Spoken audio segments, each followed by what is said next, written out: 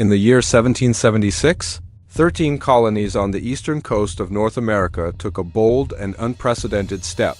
They declared independence from the British Empire. At the time, this was seen as a daring rebellion against the most powerful empire in the world. The Declaration of Independence, penned primarily by Thomas Jefferson, was more than a political document.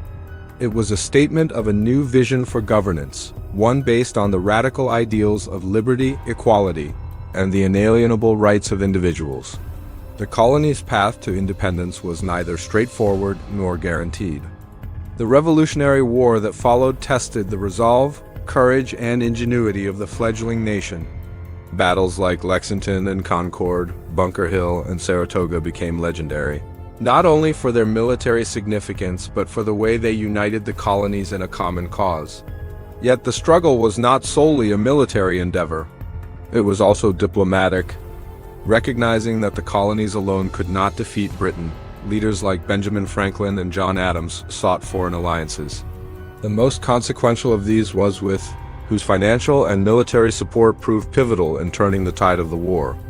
The Treaty of Paris in 1783 formally recognized the United States as an independent nation, setting the stage for the creation of a government capable of navigating both domestic and international challenges. The initial government under the Articles of Confederation, however, proved weak. It lacked the ability to levy taxes, regulate commerce, or enforce laws effectively. The solution came with the Constitutional Convention of 1787, where the Constitution of the United States was drafted establishing a federal system that balanced power between states and a central government while embedding the ideals of democracy and the rule of law. This period laid the ideological and institutional foundations that would later support the US's rise to power. By asserting independence and creating a functional government, the United States positioned itself to capitalize on future economic, territorial, and military opportunities. The world began to notice that a new nation, born from revolution and guided by innovative governance, was emerging with potential far beyond its size. After establishing political independence, the United States turned its attention to territorial and economic expansion. The Louisiana Purchase in 1803 doubled the size of the nation, opening vast tracts of fertile land for settlement and agriculture. This expansion was not merely geographic. It was an assertion of American ambition and self-determination. The concept of manifest destiny, a belief that the United States was destined to expand across the continent, began to take shape, driving settlers westward and reshaping the nation's identity. Economically, the nation entered the early stages of the Industrial Revolution. Factories sprang up in the Northeast, powered by rivers and innovation. Railroads, canals, and improved roads facilitated the movement of goods, people, and ideas. Cities grew rapidly as waves of immigrants arrived from Europe, seeking opportunity and contributing labor, culture, and skills. The combination of natural resources, technological innovation, and human capital positioned the United States to compete on a global scale. However, expansion brought challenges. Conflicts with Native Americans, tensions over slavery, and debates over federal versus state power tested the nation's cohesion. Yet these challenges also spurred the development of infrastructure, governance, and military readiness. By mid-century, the United States was not only geographically vast but also economically dynamic. Its agricultural output, industrial capacity, and entrepreneurial energy began to attract international attention. The growth of the United States was accompanied by profound internal divisions, culminating in the Civil War from 1861 to 1865.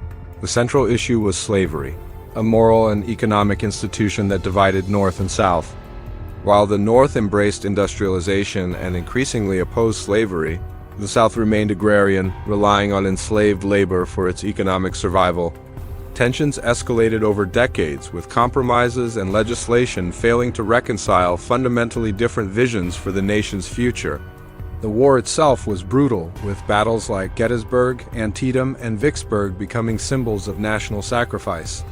Abraham Lincoln's leadership, particularly his Emancipation Proclamation, redefined the war as not just a struggle to preserve the Union, but as a fight for human freedom. The eventual victory of the Union ensured the survival of the United States as a single, unified nation. Paradoxically, the Civil War, while devastating, strengthened the United States. It accelerated industrialization, led to infrastructural development, and established the federal government's authority over states. It also positioned the nation to emerge as a cohesive and increasingly powerful player on the global stage. By resolving internal divisions and committing to industrial and technological advancement, the United States laid the groundwork for its transformation into a modern superpower. The post-Civil War era, known as the Gilded Age, was marked by extraordinary economic growth. Industrialists like John D. Rockefeller, Andrew Carnegie, and J.P. Morgan built vast business empires, transforming the United States into a manufacturing and financial powerhouse. Railroads connected cities and regions, allowing goods and people to move faster than ever. Cities grew rapidly, becoming centers of commerce, culture, and innovation. The United States also began to assert itself internationally. The Spanish-American War of 1898 marked the nation's first significant overseas engagement, leading to control over territories like the Philippines, Guam, and Puerto Rico. This expansion demonstrated America's growing reach and the world's increasing recognition of its economic and military potential. At the same time, labor movements and social reforms began to challenge the excesses of industrial capitalism, creating a more structured society capable of sustaining long-term growth. By the early 20th century, the United States had become the world's second-largest industrial power, setting the stage for deeper involvement in global affairs. Initially neutral during World War I, the United States entered the conflict in 1917, tipping the balance in favor of the Allies. American soldiers and resources were decisive, providing both manpower and industrial capacity. The war marked the first time the United States exerted significant influence in European affairs, signaling its arrival as a global power. The post-war period further enhanced America's international reputation. While the U.S. Senate rejected the League of Nations, the country's economic influence expanded, with American loans and investments shaping the recovery of Europe. The world had begun to recognize that the United States was not merely a regional power, but a nation capable of influencing global politics and economics. The period between the world wars was marked by both prosperity and challenge. The Roaring Twenties brought technological innovations, cultural transformations, and unprecedented wealth. Automobiles, radios, and airplanes revolutionized daily life, while cities grew in population and influence. Yet this prosperity was fragile. The Great Depression of the 1930s tested the resilience of the American economy and its people. The federal government responded with bold reforms under Franklin D. Roosevelt's New Deal, stabilizing the economy and laying the foundation for future growth. At the same time, military and industrial preparation began quietly, ensuring the United States could respond to global threats. By the late 1930s, the world had begun to see the United States not just as an economic powerhouse, but as a potential military giant, ready to influence the outcome of global conflicts. The attack on Pearl Harbor in December 1941 propelled the United States fully into World War II. American military and industrial might were unleashed, supporting both European and Pacific campaigns. Battles like Normandy, Iwo Jima, and Okinawa showcased not only American strategy but the nation's capacity to mobilize millions of soldiers and produce vast quantities of war material. The Manhattan Project, a secret endeavor to develop nuclear weapons, positioned the United States as a technological and military pioneer.